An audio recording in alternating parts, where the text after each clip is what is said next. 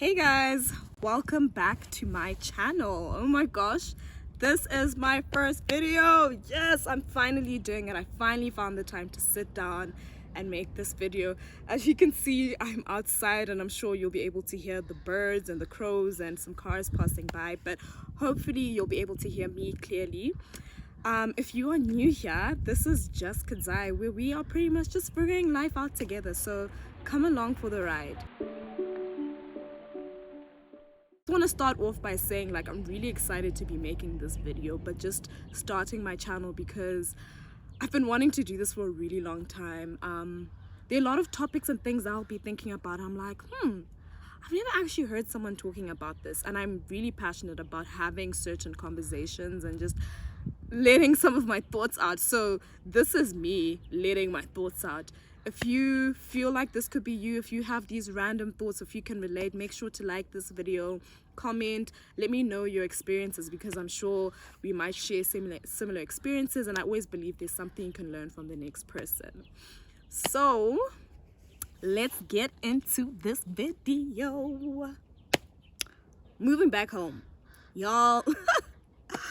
This has been an interesting experience. So a bit of background: I was at university. I left in 2016 and I finished in 2020, and then last year I was just working for the year, and I just moved back to Zim. I think I've been back for a month and a half now, and let me tell y'all, a month and a half is enough for me to learn a lot. I mean, look, first things first, before you move, the packing. Let's talk about that. You have suddenly become a professional courier because everyone is sending you a list saying, oh, can you bring me this? Can you bring me that? Can you bring this? Oh, it's just a small thing. And then next thing, your bags are overweight, but no one's helping you pay for that weight. If you can relate, drop a comment. I know when I was packing, I was thinking, oh my gosh, okay, I'm going back to Zim. Things are expensive. What are the things that, like, I have to pack that I know I can't get there, either for a reasonable price or things that I can't find? My biggest thing was skincare products and like snacks. There's some snacks where I'm like, oh my gosh, I can't live without this. But yeah, I think the packing part for me was also like, hey, what am I gonna take? You know, when you're packing and you actually begin to realize, snap, this is 6 years in 2 suitcases or 3 suitcases. Like, whoa, like, is this my whole life? So I like packed all my clothes, well, pretty much all my clothes, winter and summer, and all my shoes, and I was like scrambling around, like, gotta buy an extra bag, gotta buy extra luggage, gotta take things for people back home. Packing is stressful, but I made it. I did it, and I'm always one person, so like it's always funny when I'm in the airport and I've got these big bags and like 4 bags and I'm by myself, and I'm like, yo. Number 2, COVID test, airport, whatever. So luckily when I got to the airport, I hadn't printed my COVID result, because in SA they email it to you and then there's like a QR code you can scan. And I know when I came back for the holidays in 2020, like they did take my phone, like the script on my phone, but this time round, like the airline is like, oh, in Zim you need to have a printed out COVID test. So luckily they were nice enough to print it out for me. So if anyone's planning on moving back, just have both, just in case. I think I did see some people like being allowed to go in with the COVID test on their devices and was fine, but better to be safe than sorry. But that was quite interesting. When you land in Zimbabwe, you know you have arrived. You know you have arrived. Like, you get there, the air is different. It is hot, it is humid. I don't know why till now the airport does not have air conditioning, but like you get in there and you're sweating. It is the most annoying thing ever, but you know, I'm back home. You're back home. Like, no air conditioning, you see everything, you're like, yo, it's dry. But anyway, so that's just was my experience, like actually physically moving back. And then obviously I was happy to see my parents. They came to get me, you know, lots of hugs, lots of kisses, and all of that good stuff. Now moving on to the next thing, adjusting living with my parents. From living independently and living alone. Oh my gosh, there's a child crying in the background. Please ignore that. Anyway, So adjusting from living by myself in my own space, where, look, if I want to leave the house, I just go. The only person, like, maybe I'll tell a friend where I'm going, send them my live location for safety purposes. But other than that, like, you don't answer to anyone. You feel like an adult. You've got your independence. Like, chambo Buddha, you can go where you want to go. Now when you're back at home, okay, in Nangu, my parents are a bit strict. So it's, mama, can I go here? Or, chambo Buddha.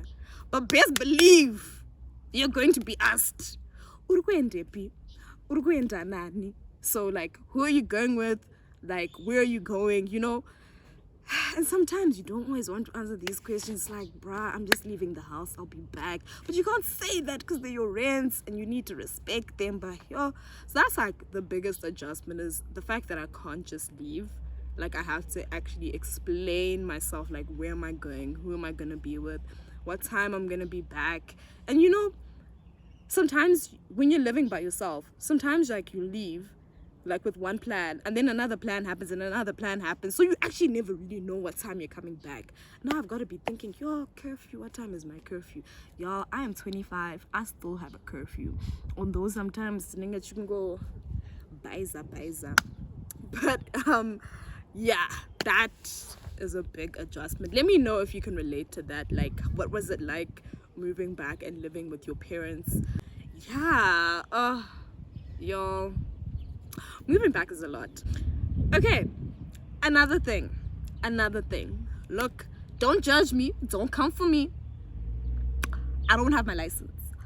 But I was, when you're living in most countries, like whether it's in like SA, overseas, public transport is a thing. I hear people say, I'm taking the train, I'm taking the bus, I'm taking, that's a norm. Like, so even not having your license isn't such a big deal. In Zim, I have suffered. I'm literally like, okay, Kunzi, get your life together. You need to get a license and you need to get a car, because there's I've heard there's Windy and there's Via, but then I think they're very pricey and they're not that many cars. Like where I stay, most of the cars are like 15 or 20 minutes away, and it's like, bruh, who's gonna wait for that long? And now, because of this whole Zupko thing, where I used to stay, like Makombi, if you want to go to town, it takes 15 minutes, just walk down the road, catch a combi, and out. Now, I think combis come every 30 or 1 hour. Like, now they're those, to my Honda Fit, Shiga. I mean, they were there before, but now they are way more prominent, and most of them have busted backs. Like, you can see these cars are hanging on by a thread, but one thing about them, they will make a way on the road. But transport in Zim, it's a mission. So you need to have friends who drive, or you need to drive yourself. Also, driving in Zim, even though I'm a passenger, but driving in Zim is an extreme sport. Like, bruh, shout out, you can't drive in a straight line. Everyone has to be doing MacGyver. Like, you learn how to do MacGyver when you're in Zim. Like, I feel like Zimbabwean drivers could like ride in wars or those Fast and Furious movies, because we're so used to like ducking and diving, dodging everything. So yeah, that's another thing. Transport is a nightmare. So if you're moving back and you don't have your license, or you're used to public transport, let me tell you, get your fuel money prepared, find a friend who's willing to take you and contribute towards fuel, or come and get your license and don't be like me.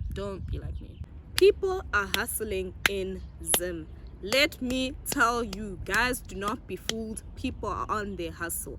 I think I was having a conversation with my friend and I was telling him, I don't think I can see myself being an entrepreneur. And he was like, Kudzi, in Zimbabwe, you will learn how to make a plan. And for real, guys, I am finding myself literally looking at the gaps in the market and thinking, okay, how can I fill this gap? How can I start something? What can I do? Whereas before, I wouldn't really be thinking about like business ideas, but being home has kind of, I don't know if it's a good or bad thing, but it's kind of really forced me to actually start thinking about like business ideas, or how can I make money? What are the ways I can make money? Whereas, before I was kind of boxed in, like, okay, I'm gonna go get a job in corporate, I'm gonna do this, and I'm gonna have my career, and I still want to have my career, but I wasn't really thinking about starting my own thing. But Zimbabwe, yay, it's forcing me to think you need to be having multiple incomes, like for real. It's a big difference. It's a really, really big difference. And I kind of like it because it is pushing and motivating me to want to do better for myself. But yo, like, if you are planning on coming back home or moving back home, just be prepared for that. Like, if you have business plans, there are people I'm sure you can meet to push you to be on your hustle. There's a lot of potential in Zim for growth. I am seeing it, but I ain't gonna lie. Service delivery, 0. Hospitals, 0. Roads, minus, I don't know how to put it, minus 100. Roads, minus 1,000. Yo, guys, it's bad.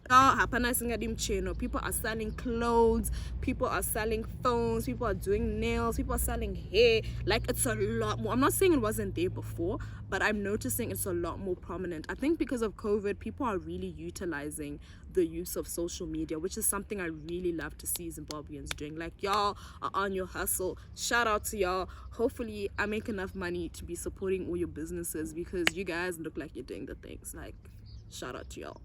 So even though I've been back for a short while, something I've really noticed is there is a lot more to do in Zim. Okay, let me not say a lot more. There's a lot more restaurants. There's a lot more places to try out and go eat at, which I'm really looking forward to doing because I love food. Yeah, I love food. Food is good for the soul. I love food. So I'm really excited that there are way more restaurants and a lot of cool places to check out. So hopefully throughout the year I'll get to check these places out and give you guys some reviews and let you know whether you should check it out or leave it. But there's a lot more restaurants and stuff to do, and they like quite all over Harare. So if you are planning dates or anything like that, want to chill with your friends, there's definitely a lot more places to check out. There's just something about being home, even though like I'm not as independent, like, you know, I've got to rely on my parents and stuff. Like, there's just something about being around your people. Like, you know, the first thing I notice when I come back home is the radio. I listen, okay, what songs are playing on the radio? And I always find like some random song with the most random lyrics, or someone saying the most random things, and I'm always laughing. I'm like, oh my gosh, I am home. You go to the shops and, you know, it's nice, you can greet someone in your language saying magadi muri raitere, whereas before it's always like in English, or if you know the basic greetings of whichever country you're from, like, you know, like njani, nyapila, you know, things like that. There's just something about being around your people. It's just a vibe. Like, you know, just being around your people, it's a vibe. I really am enjoying that. And people here, most people I have met are really friendly. People are really friendly in Zim, and people are really welcoming. I think it's easy to get to know people and interact with people and network with people, and I really like that. Whereas in the past, I guess maybe because I was a bit younger, people were very cliquey and you know, but now it seems a bit better. People are a bit more open to getting to know each other.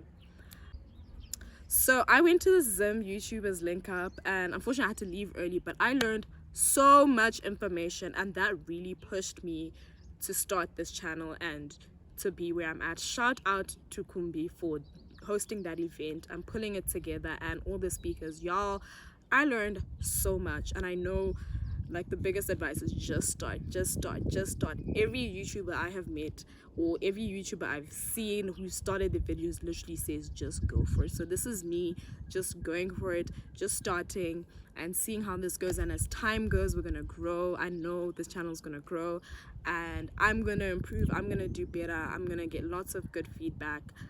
This is really exciting for me to be doing this, so let's do this. Let's figure out this life thing. Thank you so much for watching this video. If you have anything you want to share or experiences, please drop a comment. I want to hear your experiences of when you moved back home from uni, or if you just were relocating back to Zim, or even if you're not in Zimbabwe, even if you're like in South Africa, Zambia, wherever you are in the world, please drop a comment. Let me know your experiences. Please make sure to also like this video and subscribe.